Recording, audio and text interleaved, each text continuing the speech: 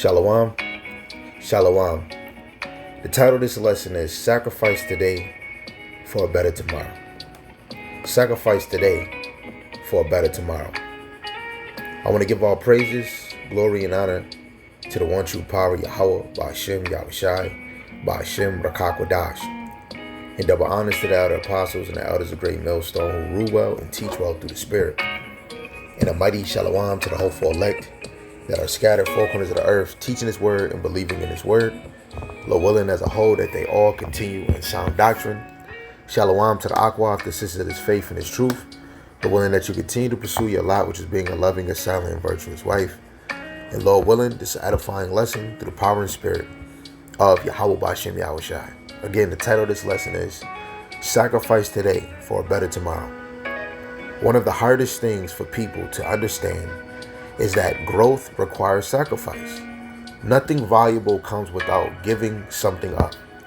In this walk, sometimes you must deny what feels good now so that Yahweh Ba'ashem Yahushai can bless you later. The world teaches instant gratification. Pleasure now, comfort now, success now. But we see in the scriptures of Yahweh Ba'ashem Yahushai, it teaches us patience, discipline, and sacrifice. And with all of that, is going to lead you to, obedience. So sacrifice is required to follow Yahweh Shai. So to follow righteousness means letting go of certain desires, habits, and even relationships, because certain relationships can be temporary. But of course, you want to be around those relationships that are eternal. But you see the picture on the screen by the brother from GMS, dedication, dear self. Sometimes you have to sacrifice something now for the better of tomorrow. The brother put Sirach, the 35th chapter, verse 6 to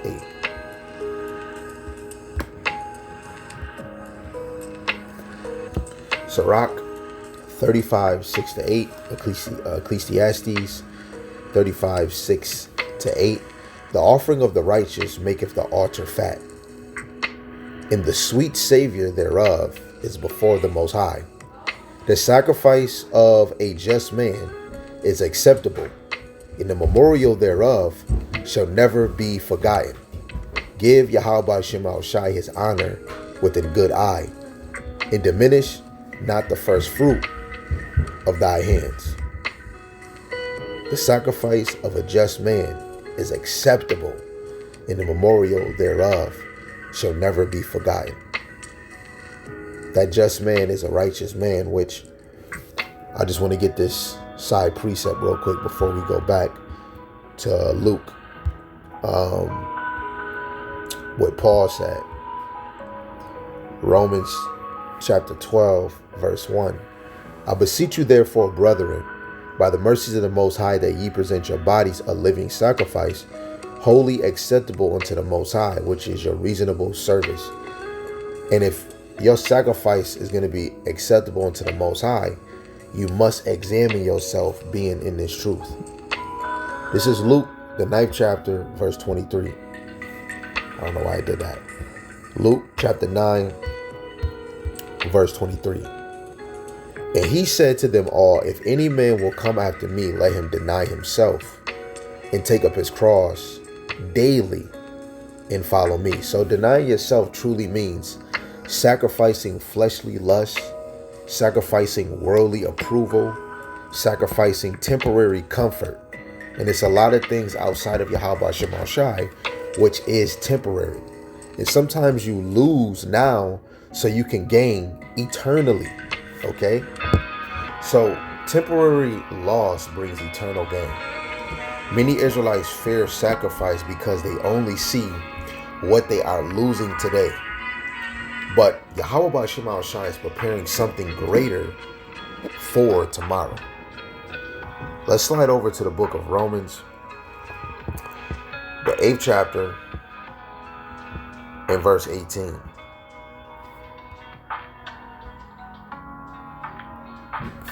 For I reckon that the sufferings of this present time are not worthy to be compared with the glory which shall be revealed in us.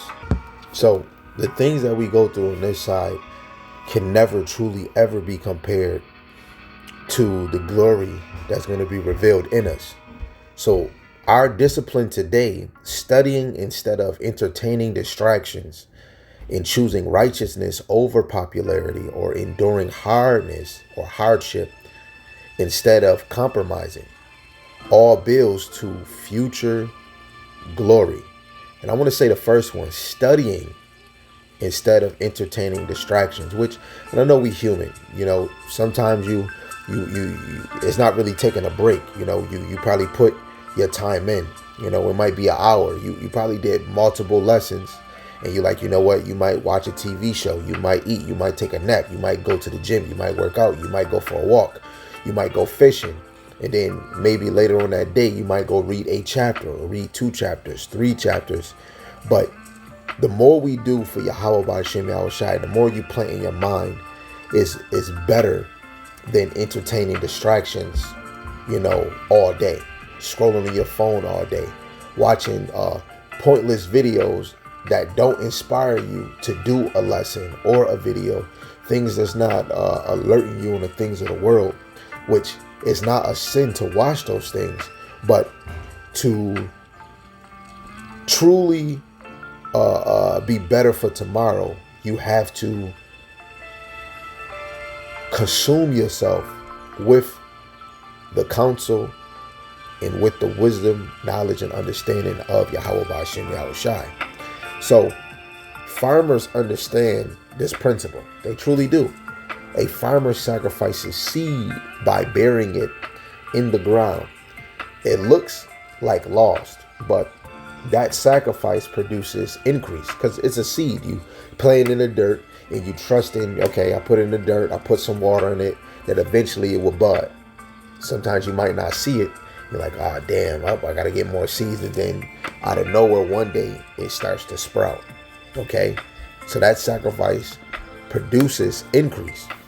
Let's slide over to St. John, the 12th chapter, and read verse 24. But I started at 23. It says, and Yahushua answered them, saying, the hour is come that the Son of Man should be glorified. Verily, verily, I say unto you, except a corn of wheat fall into the ground and die, it abideth alone. But if it die, it bringeth forth much fruit. So likewise, if you sacrifice time, you gain wisdom. If you sacrifice pride, you gain understanding. If you sacrifice sin, you gain life. So what feels like death now, it kind of produces fruit later. Okay? So the elect think long term, not momentarily. The world lives for today, and the elect, they're preparing for the kingdom of Yahushai. So let's slide to the Hebrews, the 11th chapter, and let's read verse 25 and 26. And this is what it reads. Outside of verse 24, it says, by faith, Moses, when he was come to years, refused to be called the son of Pharaoh's daughter, choosing rather to suffer affliction with the people of the Most High than to enjoy the pleasures of sin for a season, esteeming the reproach of Hamashiach greater riches than the treasures in Egypt, for he had respect unto the recompense of the reward. And look, true faith looks beyond present suffering. True faith. I want to read that again, but I'll read it in NLT. Verse 24. It was by faith that Moses, when he grew up, refused to be called the son of Pharaoh's daughter. He chose to share the oppression of the Most High's people instead of enjoying the fleeting pleasures of sin. He thought it was better to suffer for the sake of Hamashiach than to own the treasures of Egypt, for he was looking ahead to his great reward. And that is beautiful. And another example of showing that even, the men of the Lord in the past that really was deciphering the law, the Psalms, and the prophets, they understood Hamashiach Yahushai. So Yahweh sees every sacrifice. Nothing giving up for righteousness is ever forgotten. Let's go to Galatians, the 6th chapter, in verse 9. In the KJV, it reads, it says, "And let us not be weary in well-doing, for in due season we shall faint, if we faint not." So your obedience and restraint and endurance are investments towards your salvation. So sometimes you must sacrifice comfort for discipline. Sometimes pleasure for righteousness. You're going to have to sacrifice. Sometimes you're going to have to sacrifice now for tomorrow. Because the ones who endure short-term hardship under Yahweh Shema Shai will inherit everlasting peace. Because this is a small season. The flesh wants relief now, but the spirit works for eternity. Better yet, the spirit is always in a moving motion. All right, let me get that. In the book of Wisdom of Solomon, chapter 7,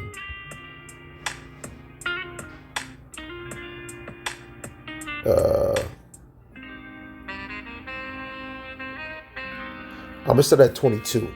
It's Wisdom of Solomon, chapter 7, verse 22. It says, "For wisdom, which is the worker of all things, taught me. For in her is an understanding spirit, holy, one only, manifold, subtile, lively, clear, undefiled, plain, not subject to hurt, loving the thing that is good and quick, which cannot be letted, ready to do good, kind to man, stand fast, sure, free from care, having all power, overseeing all things, and going through all understanding, pure and most subtile spirits. For wisdom is more moving than any motion. She passes and goes through all things by reason of her pureness." You got to understand, wisdom is more moving than any motion. And this wisdom is going to always have you in a moving motion. So this is why it's very important to sacrifice, now for the better tomorrow. And truly, when you look at your sacrifice, the sacrifice is to look at to do more for Yahweh Shema Shai. To be more closer to him, to sacrifice things in your life so that you can be more of a blameless spirit, mortifying more things so that you can have less attention on meaningless things. And the more that you sacrifice, it's going to eventually help build more character.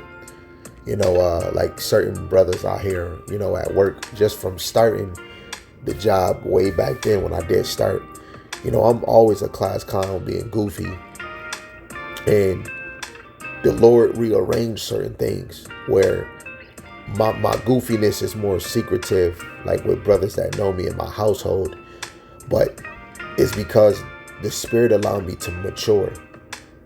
Because it's not important for me to be over here on this side to make the community make all Jake or make the world smile. I'm not here to be a jester, where you get many people to watch you be a jester, to be a fool, make a joke, make a mockery, or just anything that's meaningless and, meaningless. But then when you're teaching and being sincere, it's less people, and it's like you're feeding on that world distraction. And the more attention, because I am human, so you see more eyes is on that video or in that movement, it makes you want to do more and more and more. And the Lord didn't set me down. The Lord didn't send me down here to do that. Now that I came in this truth, I'm not sitting down here to entertain nobody. Let me see if I can get this. I believe it's 1 Corinthians 9. No, 1 Corinthians 4 and 9. In the KJV, it says, "For I think that the Most High have set forth us apostles last, as it were appointed to death, for we are made a spectacle unto the world, into the angels, into men." And when you look at the word apostles, it means sent out or called out. And through the Spirit, with the brothers I labor with back then, with the other head, Dan, he used to just put brothers out. Hey, yo, man, go teach, go teach. It's your time, and you wasn't really seasoned, so we already have experience with just being put out with teaching. And like Apostle Tahar said, many brothers, a lot of brothers that's in this truth are apostles or many apostles, which the word means to be sent out or called out. And they're going to be made a spectacle. The word spectacle goes back to the word like theater, a public show. And we're supposed to be a public show to the world and to angels and unto men. In the NLT it says, instead, I sometimes think the Most High has put us apostles on display like prisoners of war at the end of a victor's parade. Condemned to death, we have become a spectacle to the entire world, to people and angels alike. Our dedication to Hamashiach make us look like fools, but you claim to be so wise in Hamashiach. We are weak, but you are so powerful. You are honored, but we are ridiculed. Even now, we go hungry and thirsty, and we don't have enough clothes to keep warm. We are often beaten and have no home. We work wearily with our own hands to earn our living. We bless those who curse us. We are patient with those who abuse us. We appeal gently when evil things are said about us. Yet we are treated like the world's garbage, that everybody trashed right up to the present moment. I am not writing these things to shame you, but to warn you as my beloved children. For even if I had 10,000 others to teach you about Hamashiach, you have only one spiritual father. For I became your father in Hamashiach Yahushai when I preached the good news to you. So I urge you to imitate me. And that's why I sent Timothy, my beloved and faithful child in the Lord. And he will remind you of how I follow Hamashiach Yahushai, just as I teach in all the churches wherever I go. And that's that one point where he says, so I urge you to imitate me. And it's another verse where he says imitate me as I imitate Yahushai. And he was a person in 1 Timothy chapter 1, verse 13. All those things that he was because of ignorant unbelief. Now that he came into belief, you got to imitate that. He was made alive. And then even with that, he takes accountability for what he has done before. He even speaks that he was a Pharisee of Pharisees. I'm a sinner of them all. He's even showing you I'm not overly righteous. I'm not that super perfect. Even though I master the sin, my flesh go off, going back to Romans the 7th chapter. So it's always important for all of us to make it a daily thing to sacrifice, because even when you fast, it's a form of sacrifice to take that day to not eat no food. You're sacrificing food, no drinking, to afflict yourself. And then you have, I'm doing it for this, I'm doing it for this. You praying, you reading, you sacrifice it for that day. You might do a water fast. You sacrificing food and all this other beverages, and you're afflicting yourself and only taking water. That is a sacrifice from food and all this other stuff. You might sacrifice yourself from social media or electronics. What are you sacrificing so that you can become better for tomorrow? Lord willing, this is edifying. Sacrifice today for a better tomorrow. Call Halal Yahweh, Ba'ashem Yahushai, Ba'ashem Rakakadash. Shalom, shalom. Abad, Babal.